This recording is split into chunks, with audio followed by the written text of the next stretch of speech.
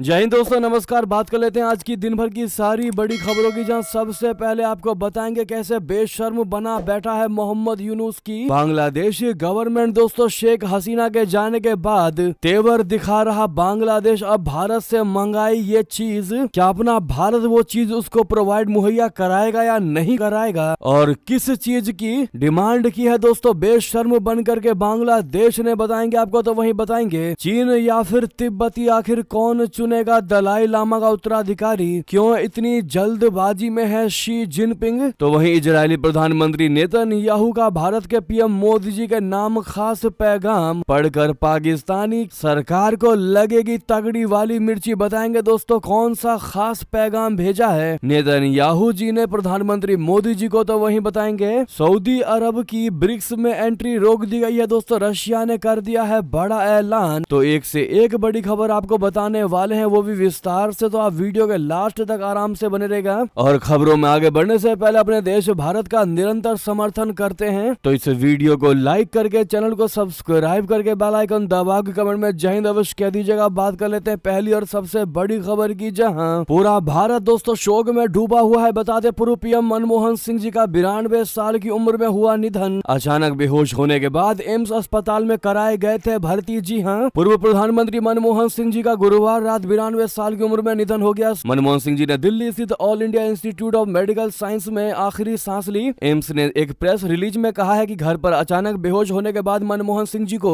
वहां भर्ती किया गया था। उनकी उम्र से जुड़ी स्वास्थ्य परेशानियों का इलाज चल रहा था। गुरुवार शाम को बेहोशी के बाद उन्हें फौरन एम्स लाया गया, जहां तमाम कोशिशों के बावजूद मनमोहन सिंह जी को बचाया ना जा सका। एम्स के मुताबिक मनमोहन सिंह जी को गुरुवार रात 9:51 पर मृत घोषित कर दिया गया। भारत के 14वें प्रधानमंत्री रहे मनमोहन सिंह जी को देश में आर्थिक सुधारों का जनक माना जाता है। दोस्तों, आपको इनके बारे में आगे की खबरों में बताएंगे विस्तार से, किसने क्या कहा, प्रधानमंत्री मोदी जी ने क्या कहा। उससे पहले दोस्तों आप सभी से रिक्वेस्ट है, उनको श्रद्धांजलि देना बिल्कुल मत भूलिएगा। केंद्र सरकार ने सारे कार्यक्रम रद्द कर दिए हैं और 7 दिन का राष्ट्रीय शोक भी घोषित कर दिया गया है। ऐसे में पूर्व प्रधानमंत्री मनमोहन सिंह जी की इमेज आपके नजरों में कैसी थी दोस्तों, बताना बिल्कुल मत भूलिएगा। 2 लाइन में या 2 शब्दों में बताना चाहे तो भी जरूर बताएगा, लेकिन बताना मत भूलिएगा। और आप सभी से रिक्वेस्ट है, वीडियो को लाइक करना मत भूलिएगा। अगली खबर की बात कर लेते हैं, जहां शेख हसीना के जाने के बाद तेवर दिखा रहा बांग्लादेश अब भारत से मंगाई ये चीज, बताते खाद्यान्नों की कमी और बढ़ती महंगाई के बीच बांग्लादेश को भारत का ही आसरा है। भारत से तनाव के बावजूद भी बांग्लादेश की अंतरिम सरकार अपनी खाद्य सुरक्षा के लिए भारत की तरफ देख रही है। कुछ दिनों पहले खबर आई थी कि बांग्लादेश की सरकार भारत से 50,000 टन चावल खरीदेगी। अब खबर ये आ रही है कि कल यानी कि गुरुवार को ही 700 टन चावल भारत से बांग्लादेश पहुंच चुका है। शेख हसीना के तख्ता पलट और मोहम्मद यूनुस के अंतरिम सरकार की कमान संभालने के बाद ये पहली बार है जब भारत से चावल की कोई खेप की जहाज बांग्लादेश पहुंची हो।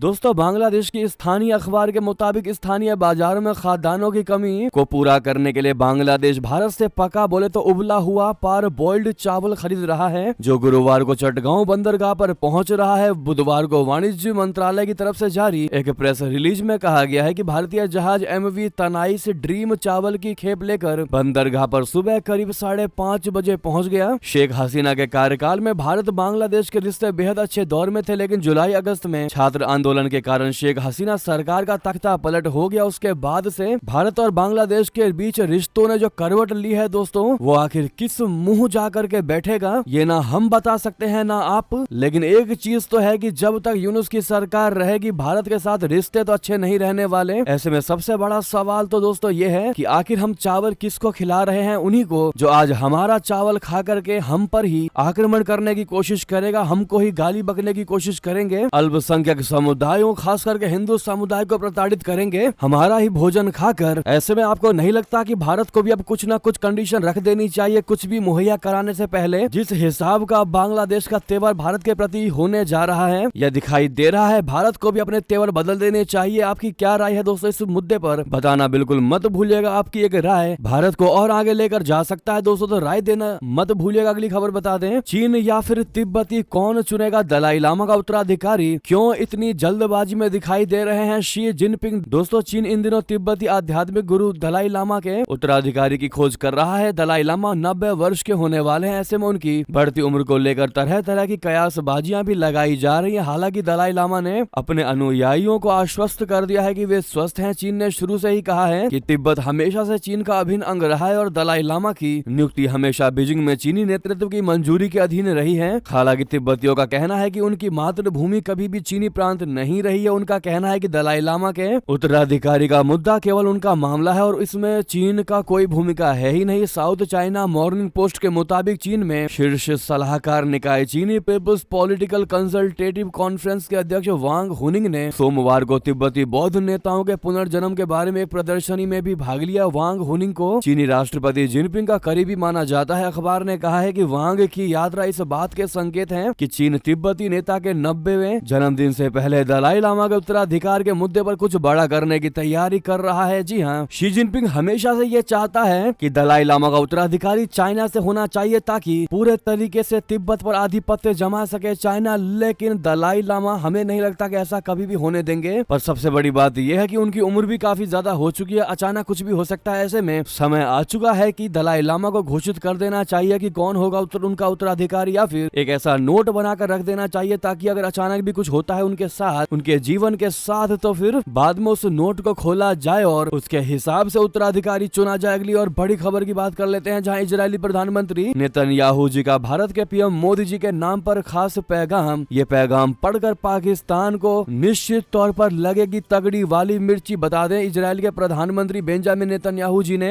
यहूदी त्योहार हनुक्का पर भारतीय प्रधानमंत्री नरेंद्र मोदी को एक खास संदेश भेजा। नेतन्याहू ने पीएम मोदी को शुभकामनाओं का आभार व्यक्त करते हुए एक खास संदेश साझा किया। उन्होंने इस त्योहार को अंधकार पर प्रकाश की विजय के रूप में वर्णित किया है। नेतन्याहू और मोदी के बीच यह आदान प्रदान दोनों देशों के बीच बढ़ती मित्रता और मजबूत राजनयिक संबंधों को दर्शाता है। यह संदेश यहूदी समुदाय और भारत इजराइल के सौहार्दपूर्ण संबंधों को और मजबूत करता है। नेतन्याहू जी ने सोशल मीडिया प्लेटफॉर्म एक्स पर मोदी का धन्यवाद करते हुए लिखा कि हनुक्का यानी अंधकार पर प्रकाश की विजय का प्रतीक है। ये वाक्यांश उन्होंने पहले भी विभिन्न संदर्भों में इस्तेमाल किया है, जिसमें जुलाई में अमेरिकी कांग्रेस को दिया गया उनका संबोधन भी शामिल है। दोस्तों, आखिर इस पैगाम से पाकिस्तान क्यों परेशान होगा, तो आपको बता दें, भारत और इजराइल के बीच मजबूत रक्षा साझेदारी है, जिसमें साजो सामान, तकनीक और खुफिया साझा करने जैसी चीजें शामिल है। यानी कि सुरक्षा सहयोग को लेकर पाकिस्तान परेशान होगा तो वहीं राजनयिक साझेदारी को लेकर भी पाकिस्तान को मिर्ची लग सकती है, क्योंकि इजराइल के साथ भारत का नजदीकी रिश्ता पाकिस्तान की रणनीतिक चुनौतियों को बढ़ाता है। वहीं सांस्कृतिक और आर्थिक सहयोग भी एक बहुत बड़ा कारण है। भारत इजराइल के संबंध केवल रक्षा तक सीमित ही नहीं बल्कि कृषि, विज्ञान और तकनीकी क्षेत्रों में भी बढ़ रहे हैं। दोस्तों, वहीं आपको अगली और बड़ी खबर बता दें, सऊदी के ब्रिक्स में एंट्री रुकी, रशिया ने किया बड़ा ऐलान। क्या ट्रंप की धमकी से घबराए गए प्रिंस मोहम्मद बिन सलमान? बता दें, सऊदी अरब के ब्रिक्स में शामिल होने की योजना को टालने के बाद उसकी इस संगठन में एंट्री रुक गई है। रूसी न्यूज एजेंसी इंटरफैक्स ने क्रेमलिन के विदेश नीति सलाहकार यूरी उशाकोव के हवाले से बताया है कि ब्रिक्स में सऊदी अरब के प्रवेश को रोक दिया गया है। रूस फिलहाल ब्रिक्स की अध्यक्षता कर रहा है। सऊदी अरब को 2023 में ब्रिक्स के विस्तार के तहत इसमें शामिल होने का निमंत्रण मिला था, जिसे उसने लंबे समय से लटकाए रखा। ब्रिक्स में पहले ब्राजील, रशिया, भारत, चीन और दक्षिण अफ्रीका थे। अब मिस्र, ईरान, यूएई और इथियोपिया भी ब्रिक्स के सदस्य हैं, लेकिन सऊदी शामिल नहीं हुआ है। जी हाँ, रूस ने सऊदी अरब के प्रवेश को फिलहाल रोक दिया है। इससे ब्रिक्स में सऊदी अरब की भूमिका पर सवाल उठ रहे हैं। सऊदी अरब दुनिया का सबसे बड़ा तेल उत्पादक देश है। ब्रिक्स में शामिल होने से उसकी आर्थिक और राजनीतिक ताकत बढ़ सकती है। वहीं आपको बता दें, पाकिस्तान की ओर बढ़ रहे हैं 15,000 तालिबानी लड़ाके, क्या छिड़ेगी जंग?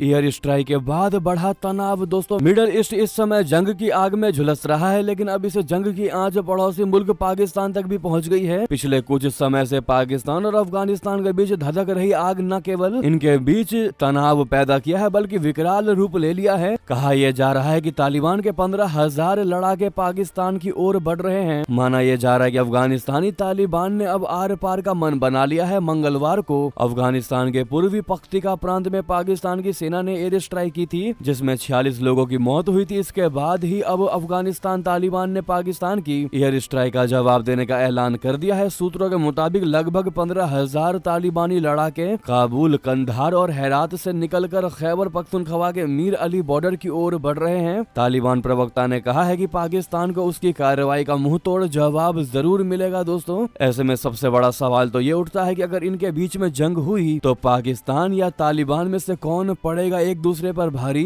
किसके पास कितनी ज्यादा है ताकत? क्योंकि तालिबानी भी अमेरिकी, रूसी हथियारों से लैस हैं। खूंखार लड़ाके काफी ज्यादा हथियारों से संपन्न है। आपको बता दें, दोनों देशों की सैन्य ताकत की अगर बात करें तो पाकिस्तान के मुकाबले अफगानिस्तान की सेना हर मोर्चे पर कमजोर दिखाई देती है। रिपोर्ट के मुताबिक पाकिस्तानी सैनिकों की कुल संख्या 6.5 लाख से ज्यादा है। हवाई ताकत के मामले में भी पाकिस्तान भारी है, उसके पास 1400 से ज्यादा विमान है। टैंकरों की संख्या भी 3500 से ज्यादा है। वहीं पाकिस्तान के पास 50,000 से ज्यादा आर्म्ड व्हीकल भी मौजूद है। नेवी की ताकत भी अफगानिस्तान से कहीं ज्यादा है। 387 लड़ाकू विमान भी पाकिस्तान के पास है। लेकिन दोस्तों अमेरिका ने काफी ज्यादा अफगानिस्तान को मजबूत बनाकर रख दिया है। रिपोर्ट के मुताबिक अमेरिकी सेना ने अफगानिस्तान में लगभग $7 बिलियन मूल्य के सैन्य उपकरण छोड़ दिए हैं, जिसमें से M4 carbine, 82 mm mortar launcher, M16 rifle और सेना के हथियार के साथ साथ सैन्य वाहन, night vision, Black Hawk helicopter, A-29 लड़ाकू विमान जैसे बड़े बड़े और एडवांस्ड लड़ाकू विमान अफगानिस्तान के इन लड़ाकों के पास छोड़ दिए गए हैं, जो कि अफगानिस्तान को बहुत ज्यादा ताकतवर बना देती है। ऐसे में आप एक चीज कह सकते हैं दोस्तों, भले ही तालिबान के पास में औजार से लेकर हथियार तक कम है, लेकिन उनके पास में एक अनएडुकेटेड सेना है जिसके पास जान की बाजी तक लगा देने वाली जीलिंग पावर है, जो कि पाकिस्तानी सेना को धूल भी चटा सकती है। बहरहाल ये देखने वाली बात होगी कि जमीनी स्तर पर कौन किस पर भारी पड़ता है। आपको क्या लगता है दोस्तों, बताना बिल्कुल मत भूलिएगा। अगली और बड़ी खबर की बात करें, जहां LAC विवाद पर चीन सेना की आई प्रतिक्रिया, कहा भारत से समझौते को प्रभावी ढंग से लागू किया जा रहा है। जी हां, चीन के रक्षा मंत्रालय ने गुरुवार को कहा कि चीन और भारत की सेनाएं पूर्वी लद्दाख में गतिरोध को खत्म करने के लिए हुए समझौते को व्यापक और प्रभावी रूप से लागू कर रही है और इसमें निरंतर प्रगति हुई है। चीन के रक्षा प्रवक्ता कर्नल झांग शियाओगांग ने प्रेस वार्ता के दौरान 18 दिसंबर की विशेष प्रतिनिधि स्तर की वार्ता को लेकर एक सवाल का जवाब देते हुए ये टिप्पणी की। चीनी रक्षा प्रवक्ता ने कहा कि वर्तमान में चीन और भारत की सेनाएं दोनों पक्षों के बीच सीमा संबंधित संबंधों को, समझौतों को व्यापक और प्रभावी ढंग से लागू कर रही है और इसमें लगातार प्रगति हुई है। लेकिन दोस्तों, चीन के इस बयान को आखिर हम कैसे मान ले, हम भारतीय कैसे मान ले, जब हम दूसरी ओर ये देख रहे हैं कि दुनिया का सबसे विशालकाय बांध ब्रह्मपुत्र नदी पर बांध रहा है ये चाइना और भारत को डाल रहा है खतरे में। तिब्बत में दुनिया का सबसे बड़ा ये हाइड्रो पावर डैम बनाएगा चीन। जी हाँ, एक तरफ भारत को आश्वासन दे रहा है कि तुम्हारे साथ हमारे रिश्ते अच्छे हो रहे हैं, लेकिन दूसरी ओर भारत को ही अंदर अंदर काटने की कोशिश कर रहा है। बता दें, चीन दुनिया का सबसे बड़ा डैम बनाने जा रहा है। परेशानी की बात तो यह है कि इसे भारतीय सीमा के नजदीक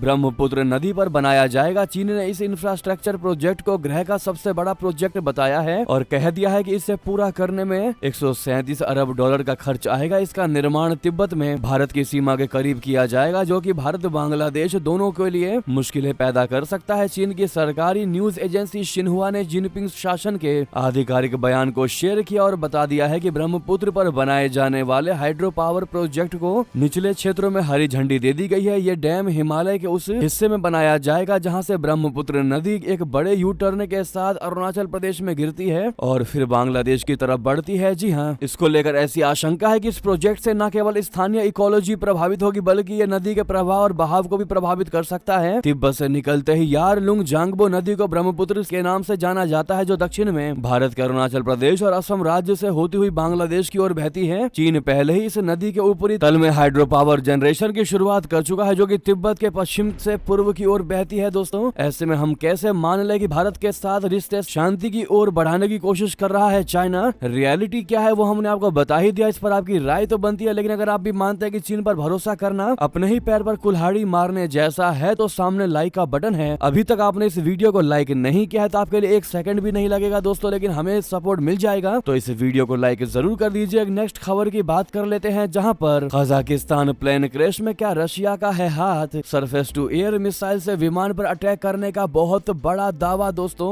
क्या रूसी मिसाइल की वजह से हुआ कजाकिस्तान विमान का हादसा? अटकलों पर भड़की पुतिन सरकार ने दे दी चेतावनी। दोस्तों, कजाकिस्तान में हुए विमान हादसे को लेकर कई समाचार रिपोर्ट्स में दावा किया गया है कि अजरबैजान एयरलाइंस का विमान बाकू से रशिया के प्रोजगनी जाते समय संभवतः गलती से रूसी मिसाइल का शिकार हुआ था। आपको बता दें, इस विमान में सवार 67 लोगों में से 38 लोगों की मौत हो गई है। कुल 62 यात्री और 5 चालक दल के सदस्यों में सिर्फ 29 ही जिंदा बचे हैं। तो वहीं रूसी सरकार क्रेमलिन ने गुरुवार को इस बात पर अटकलें लगाने से आगाह कर दिया है कि अजरबैजान एयरलाइंस का विमान दुर्घटनाग्रस्त होने का क्या कारण हो सकता है। दरअसल एक विमानन विशेषज्ञ ने कहा था कि सबूतों से संकेत मिलता है कि यात्री विमान रूसी एंटी मिसाइल का शिकार हुआ होगा। तो वहीं आपको बता दें, जो बाइडेन ने जिन आरोपियों की कम की सजा, ट्रंप ने उन्हें क्रिसमस की बधाई देने से कर दिया इनकार, लेकिन कह दिया साथ में नर्क में जाओ तुम लोग। जी हाँ, अमेरिका के नवनिर्वाचित राष्ट्रपति डोनाल्ड ट्रंप ने उन 37 दोषियों की शुभकामनाएं देने से इनकार कर दिया जिनकी सजा जो बाइडेन ने कम कर दी। उन्होंने अपराधियों को माफ करने के लिए बाइडेन की आलोचना की। इवन ट्रंप ने कह दिया कि बाइडेन को कोई अंदाजा ही नहीं है उन्होंने क्या किया है। उन्होंने वामपंथियों पर अदालती व्यवस्था और चुनावी प्रक्रियाओं में बाधा डालने की कोशिश करने का आरोप लगाया है। इसके साथ ही उन्होंने आरोप लगाया है कि वामपंथी देश के नागरिकों को भी निशाना बना रहे हैं। मैं इन अपराधियों को क्रिसमस की बधाई देने से इनकार करता हूं। मैं उन्हें कहूंगा कि तुम सभी के सभी नरक में जाओ। वहीं आपको बता दें, अमेरिकी प्रतिबंधों से टेंशन में क्यों आ गया पाकिस्तान, मुसलमान चिल्लाने लगा। जी हाँ दोस्तों, पाकिस्तान अपने मिसाइल कार्यक्रमों पर लगाए गए अमेरिकी प्रतिबंधों से बहुत ही ज्यादा परेशान है, क्योंकि अमेरिका ने हाल ही में पाकिस्तान के बैलिस्टिक मिसाइल कार्यक्रम की देखरेख करने वाली संस्था को राष्ट्रीय सुरक्षा के लिए संभावित रूप से खतरा घोषित किया है। हालांकि पाकिस्तानी विदेश मंत्रालय का कहना है कि 16 दिसंबर को रावलपिंडी स्थित नेशनल डेवलपमेंट कॉम्प्लेक्स पर आर्थिक प्रतिबंध लगाने का अमेरिका का कदम दक्षिण एशिया में सख्त संतुलन को भारत के पक्ष में झुकाने का प्रयास था। पाकिस्तान अब डोनाल्ड ट्रंप के राष्ट्रपति बनने से भी परेशान है, क्योंकि वो इस्लामिक आतंकवाद को लेकर बाइडेन से भी ज्यादा सख्त माने जाते हैं। हांगकांग स्थित साउथ चाइना मॉर्निंग पोस्ट के लेख के मुताबिक पाकिस्तान के वरिष्ठ राजनीतिक टिप्पणीकार नुसरत जावेद ने कहा कि पाकिस्तान को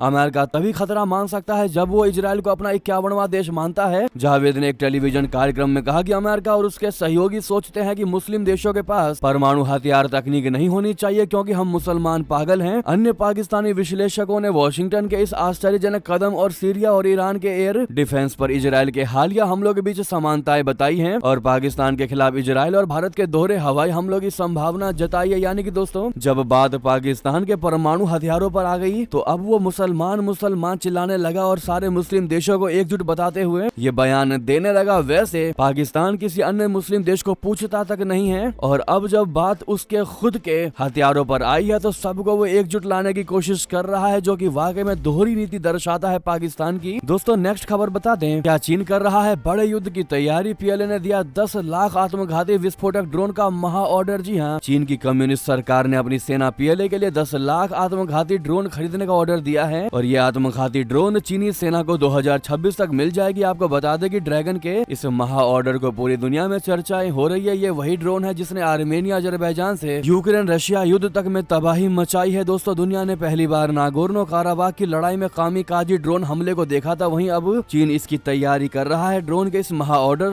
से उसके इरादे साफ नजर आ रहे हैं कि चीन अब आधुनिक युद्ध में इसका इस्तेमाल करने वाला है। दोस्तों, वहीं बता दें, भारत के मोस्ट वांटेड आतंकवादी मसूद अजहर को पाकिस्तान में पड़ा क्या दिल का दौरा। दरअसल एक बड़ी खबर सामने आ रही है। कहा यह जा रहा है कि आतंकी संगठन जैश-ए मोहम्मद के सरगना और भारत के सबसे वांछित आतंकवादियों में से एक मसूद अजहर को दिल का दौरा पड़ा है। इस मेडिकल इमरजेंसी के बाद उसे तुरंत अफगानिस्तान से पाकिस्तान ले जाया गया और अब कराची के एक सैन्य अस्पताल में उसका इलाज चल रहा है। मालूम हो कि जैश-ए मोहम्मद का सरगना मसूद अजहर भारत के सबसे वांछित आतंकवादियों में से एक है। 1968 में जन्मे अजहर दशकों से आतंकवाद की दुनिया का कुख्यात नाम है। उसने जैश-ए मोहम्मद की स्थापना की, जो कई हाई प्रोफाइल हमलों के लिए जिम्मेदार संगठन है। दोस्तों, पाकिस्तान पर अक्सर आतंकवादियों को सुरक्षित पनाहगाह मुहैया कराने का आरोप लगाया जाता रहा है। अब इस आरोप को उसने बार बार नकारा है, लेकिन हर बार वहीं से अजहर मसूद की खबर आती है, जिसके कारण एक बार फिर पाकिस्तान सवालों के घेरे में है। वहीं बता दें, राज करना इस देश के लोगों के खून में नहीं, अंग्रेजों ने भरे कई झूठ मोहन भागवत ने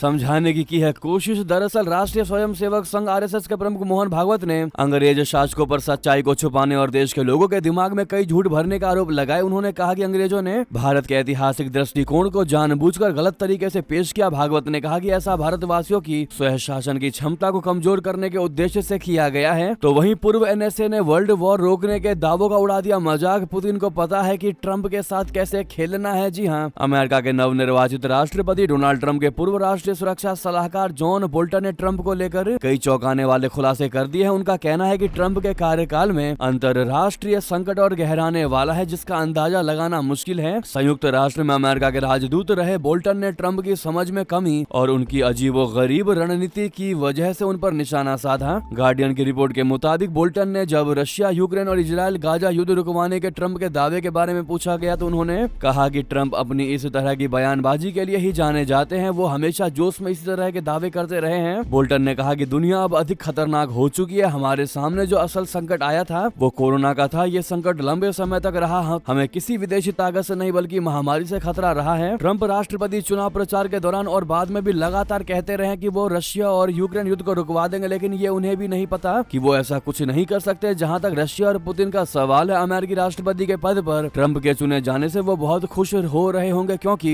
पुतिन को पता है कि ट्रंप के साथ कैसे खेलना है। ट्रंप के माइंड को रीड कर चुके हैं व्लादिमीर पुतिन। जी हाँ, वहीं आपको बता दें, मनमोहन सिंह जी का पार्थिव शरीर दोस्तों उनके घर पहुंच चुका है। केंद्र ने सारे कार्यक्रम को रद्द किए हैं और 7 दिन का राष्ट्रीय शोक भी घोषित कर दिया है। उनके निधन पर बड़े बड़े नेताओं ने शोक व्यक्त किया। प्रधानमंत्री नरेंद्र मोदी जी ने एक्स पर लिखा कि भारत अपने सबसे प्रतिष्ठित नेताओं में से एक डॉक्टर मनमोहन सिंह के निधन पर शोक मनाता है। साधारण परिवार से उठकर वो एक प्रतिष्ठित अर्थशास्त्री बने। उन्होंने वित्त मंत्री सहित विभिन्न सरकारी पदों पर कार्य किया और वर्षों तक हमारी आर्थिक नीति पर एक मजबूत छाप छोड़ी। मोदी जी ने आगे कहा कि संसद में उनका हस्तक्षेप भी व्यवहारिक था। हमारे प्रधानमंत्री के रूप में उन्होंने लोगों के जीवन को बेहतर बनाने के लिए व्यापक प्रयास किए। वहीं कांग्रेसी सांसद प्रियंका गांधी वाड्रा ने लिखा कि सरदार मनमोहन सिंह जी ने जो सम्मान दिया वैसा राजनीति में कम ही लोग प्रेरित करते हैं। मल्लिकार्जुन खड़गे ने कहा कि निसंदेह इतिहास आपका दयालु मूल्यांकन करेगा। डॉक्टर मनमोहन सिंह जी पूर्व प्रधानमंत्री के निधन से भारत ने एक दूरदर्शी राजनेता, बेदाग सत्यनिष्ठ नेता और अद्वितीय कद का एक अर्थशास्त्री खो दिया है। आर्थिक उदारीकरण और अधिकार आधारित कल्याण प्रतिमान की उनकी नीति ने करोड़ों भारतीयों के जीवन को गहराई से बदल दिया। तो वहीं अडानी समूह के चेयरमैन गौतम अडानी ने दुख व्यक्त करते हुए कह दिया है एक्स पर कि डॉक्टर मनमोहन सिंह जी के निधन से बहुत दुख हुआ। इतिहास 1991 के परिवर्तनकारी सुधारों में उनकी महत्वपूर्ण भूमिका को हमेशा याद रखेगा, जिसने भारत को नया रूप दिया और दुनिया के लिए इसके दरवाजे खोले। एक दुर्लभ नेता जो मृदु भाषी थे लेकिन अपने कार्यों के माध्यम से महान उपलब्धियां हासिल की। अमित शाह जी ने भी एक्स पर पोस्ट करते हुए लिखा कि पूर्व प्रधानमंत्री डॉक्टर मनमोहन सिंह जी के निधन की सूचना अत्यंत दुखद है। भारतीय रिजर्व बैंक में गवर्नर से लेकर देश के वित्त मंत्री और प्रधानमंत्री के रूप में डॉक्टर मनमोहन सिंह जी ने देश की शासन व्यवस्था में महत्वपूर्ण भूमिका निभाई। दुख की इस घड़ी में उनके परिजनों व समर्थकों के प्रति संवेदना व्यक्त करता हूँ। वाहेगुरु जी उनकी आत्मा को सद्गति प्रदान करे, उनके परिवारजनों को यह दुख सहने की शक्ति दे। ऐसे में दोस्तों अगर आपने अभी तक उनको श्रद्धांजलि नहीं दी है तो कमेंट में श्रद्धांजलि देना बिल्कुल मत भूलिएगा दोस्तों। लेकिन मनमोहन सिंह जी के बारे में आपकी निजी क्या राय थी दोस्तों, जरूर बताइएगा। अगर अभी तक कमेंट नहीं किया है तो वहीं आपको बता दें, सीएम नीतीश कुमार समेत बिहार के कई नेताओं ने भी पूर्व पीएम के लिए शोक जताया है। सीएम नीतीश कुमार ने कहा कि देश के पूर्व प्रधानमंत्री मनमोहन सिंह जी के निधन एक बहुत दुखद खबर है। वे एक कुशल राजनेता एवं अर्थशास्त्री थे। उनके नेतृत्व में भारत की अर्थव्यवस्था को नई दिशा मिली है। डॉक्टर मनमोहन सिंह जी का निधन भारतीय राजनीति के लिए अपूरणीय क्षति है। ईश्वर से दिवंगत आत्मा की चिर शांति के लिए प्रार्थना है। तो वहीं आपको बता दें, मनमोहन सिंह जी की वो कौन सी 5 सबसे बड़े फैसले थे जिनसे बदली देश की इकोनॉमी और तकदीर दोस्तों, और वो था रोजगार का अधिकार, सूचना का अधिकार, भोजन का अधिकार, चांद से मंगल तक का सफर और अंत में स्किल डेवलपमेंट पर काम। जी हाँ दोस्तों, ये 5 सबसे बड़े उनके फैसले थे जिनसे देश की इकोनॉमी और तकदीर बदल दी गई थी। जी हाँ दोस्तों, तो वहीं आपको बता दें, जिन 7 सीटों पर हारी समाजवादी पार्टी मुख्य निर्वाचन अधिकारी से उन मतदान केंद्रों की मांग दी सीसीटीवी फुटेज। जी हाँ, उत्तर प्रदेश में हाल ही में संपन्न हुए उपचुनाव को लेकर समाजवादी पार्टी ने मुख्य निर्वाचन अधिकारी को ज्ञापन सौंपा है। सपा ने आयोग से मतदान केंद्र पर प्रत्याशियों की सीसीटीवी फुटेज और वीडियो रिकॉर्डिंग जारी करने की मांग की है। समाजवादी पार्टी ने उन 7 सीटों की डिटेल्स जारी करने की मांग की है जहां वो हारी थी। ज्ञापन देने वालों में के श्रीवास्तव, हरीश चंद्र सिंह और राधेश्याम सिंह शामिल थे। वहीं बता दें, संभल पर साध्वी प्राची का आया बयान, कहा सच सामने आ रहा है, दिल्ली की जामा मस्जिद के नीचे भी मंदिर ही मिलेगा। जी हाँ, वृंदावन में साध्वी प्राची ने कहा कि श्री राम लला का मंदिर 500 साल की कुर्बानी और संघर्ष के बाद मिला है, लेकिन मथुरा में भगवान श्री कृष्ण के भव्य मंदिर के लिए हिंदुओं को ज्यादा समय तक संघर्ष नहीं करना पड़ेगा। संभवतः 2027 तक मथुरा में भगवान श्री कृष्ण जी का भव्य मंदिर का निर्माण होगा। संभल के मुद्दे पर उन्होंने कहा कि सच सामने आ रहा है, केवल संभल ही नहीं, दिल्ली की जामा मस्जिद के नीचे भी मंदिर अवश्य मिलेगा। उन्होंने वृंदावन में गोरक्षकों पर लाठीचार्ज किए जाने की भी निंदा करते हुए इसको गलत करार दिया। वहीं बता दें, वैष्णो देवी यात्रा पर बड़ा ही संकट, दुकानदारों व्यापारियों ने बुलाया 72 घंटे का बंद। श्राइन बोर्ड के खिलाफ क्यों अड़े हैं ये लोग? दरअसल माता वैष्णो देवी रोपवे प्रोजेक्ट को लेकर कटरा में 72 घंटे का बंद शुरू किया गया है, जिसमें स्थानीय दुकानदारों, पोने वालों और अन्य व्यापारियों ने भाग लिया। ये बंद श्री माता वैष्णो देवी संघर्ष समिति द्वारा आयोजित किया गया, जो रोपवे प्रोजेक्ट के खिलाफ अपनी आवाज बुलंद कर रही है, क्योंकि प्रदर्शनकारियों का कहना है कि रोपवे प्रोजेक्ट स्थानीय व्यापार और रोजगार को खत्म कर देगा। इस बंद के कारण माता वैष्णो देवी का दर्शन करने पहुंचे श्रद्धालुओं को परेशानी का सामना करना पड़ रहा है दोस्तों। तो वहीं 1 जनवरी से बढ़ेगी रामलला के दर्शन की अवधि। महाकुंभ से आने वाले श्रद्धालुओं की संख्या भी बढ़ेंगी। जी हाँ, रामनगरी में श्रद्धालुओं की भीड़ तेजी से बढ़ रही है। बुधवार को शाम 7 बजे तक 1,05,000 भक्तों ने रामलला के दरबार में हाजिरी लगाई। 25 दिसंबर को क्रिसमस की छुट्टी होने के चलते बड़ी संख्या में श्रद्धालु अयोध्या पहुंचे। आलम यह रहा कि वीआईपी दर्शन के सभी स्लॉट सुबह 11 बजे दरवाजे ही फुल हो गए थे। ऐसे में नव वर्ष यानी 1 जनवरी को भी श्रद्धालुओं की भारी भीड़ उमड़ने की संभावना। इस बीच इसको देखते हुए 1 जनवरी को राम मंदिर ट्रस्ट रामलला की दर्शन अवधि में 1 घंटे की वृद्धि करने की योजना बना रहा है। इसी बीच दोस्तों ये थी भी की सारी बड़ी खबरें। आपको खबर कैसी लगी कमेंट में बताना बिल्कुल मत भूलिएगा। इस वीडियो को लाइक करके चैनल को सब्सक्राइब करके बेल आइकन दबा के कमेंट में जय हिंद कहते हुए वीडियो को दोस्तों में, भाइयों में, साथियों में, रिश्तेदारों में, व्हाट्सएप, फेसबुक, एक्स के माध्यम से शेयर करना बिल्कुल मत भूलिएगा। और मिलते हैं आप अगली बड़ी खबर में। यहाँ तक बने रहने के लिए आप सभी का बहुत बहुत धन्यवाद। जय हिंद, जय भारत।